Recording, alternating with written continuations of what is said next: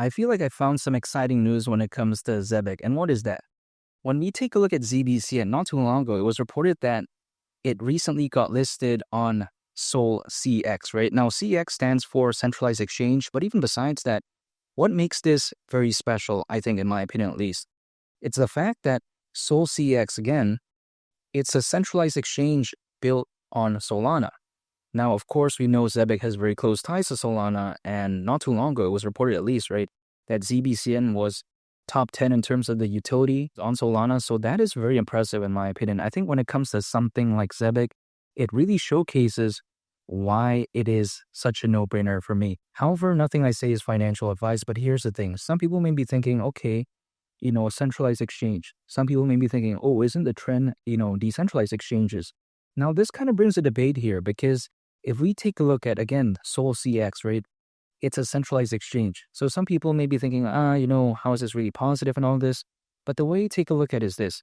Not every single person is going to prefer a decentralized exchange because by nature, right, a decentralized exchange, some people do call it kind of like the wild, wild west in a sense that it just kind of feels like there's a little bit no, I would say centralized presence, which of course by nature, it wouldn't really have that because it is a decentralized exchange. But on the flip side, some people may prefer a centralized exchange, right? They may like that, I would say, comfort maybe of knowing that, maybe this has some compliance and all this type of stuff. They just kind of want to know that. So again, not every single, centralized exchange listing I think is a bad thing. So I like this when it comes to ZBCN. And the way I view it is this. It may not kind of like directly make ZBCN do a 5 or 10x or whatever instantly because it's not doing that, even though ZBCN has done very well actually ever since I started talking about it. But here's the thing.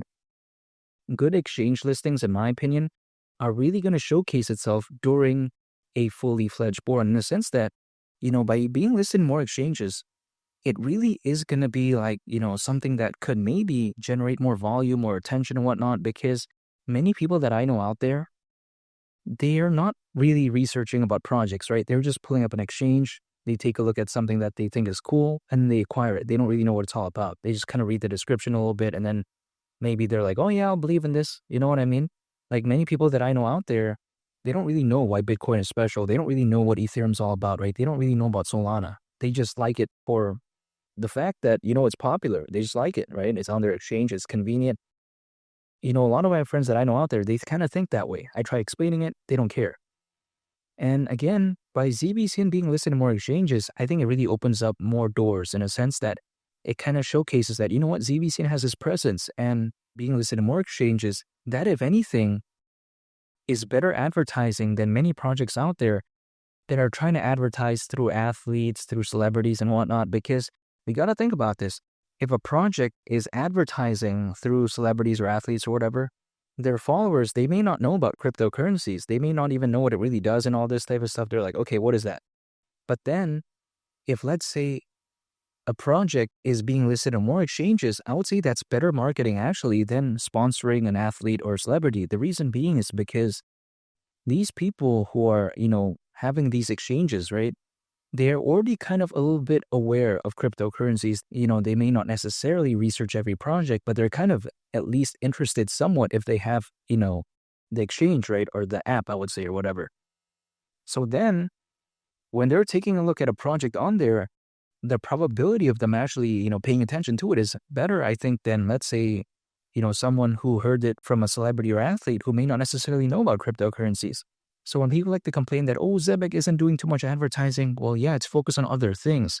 It's focused on getting amazing exchange listings, acquiring something like Science Card UK. I think by that way, Zebec, I actually talked about it in my previous video, but I'm just saying, through that, I believe that they're somewhat entering the world of education. Zebec is doing different things. They're not necessarily focused on gaining, hype through, sponsorships or whatever.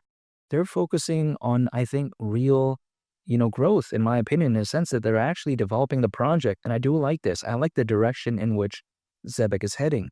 It feels like a very reliable project. In the beginning, it didn't really feel like that, right? But now it's kind of solidifying itself that, this could very well be something special here. It doesn't feel like a project, to me at least, that is kind of going to be forgotten about during a fully fledged board because ZBCN is doing this right now. So if let's say the market did a lot better, I kind of believe that something like ZBCN kind of reminds me of like the next up and coming XLM. I would say that actually it's never going to defeat XLM, but it kind of reminds me of like XLM in a sense that XLM is an alternative to XRP, right? Now ZBCN is beginning to showcase why it could very well be a viable alternative to something like XRP, much like XLM, even though I don't think it's ever going to defeat XLM, let alone XRP. But again, 10 cents, that is still my price target for this bull run. And the way you take a look at it, with the way things are heading as of right now, with the way ZBCN has been doing, I don't see why this is too difficult to achieve. Keep in mind, 10 cents is around 15x from here. Didn't change much from my, previous video, but take a look at how much, ZBCN pumped, right? I mean, it's done very amazing. I can't complain, I think ZBCN is something that has so far proven me right. Now, not 100% right because it has never achieved the price of 10 cents. But the way you take a look at it is that who knows, right, during a fully fledged bull run. I mean, imagine a Bitcoin went to the price of like $200,000, $250,000 or $300,000. This wouldn't really be out of the realm of possibility, in my opinion. I mean, 10 cents, at that point, ZBCN, considering current circulating supply, wouldn't have a market cap of like 100 billion or 50 billion. It wouldn't have that. The market cap at that point would actually, believe it or not, be below $10 billion. To be a bit specific, it would actually be around 8 billion.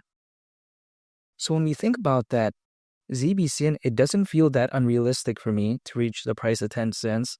I like the fundamentals of Zebec. I mean, let's just think about this, right? Zebec focused on AI-based PayFi. Now, PayFi stands for payment finance. That's amazing. We all love AI, right? I think that's very wonderful. Again, we take a look at how Zebec, it's focused on something called RWA payments. RWAs, they're a big narrative as of right now. Very big deal for many projects out there and in terms of the hype as well. Not to mention Zebec. It's of course focused on the payments market and the global trade and finance market, much like, Ripple and Stellar. So that's a big bonus. Not to mention, it's focused on payrolls. Now, payrolls are a pretty big deal as of right now. It's not really that famous, but again, Zebec has more layers to it.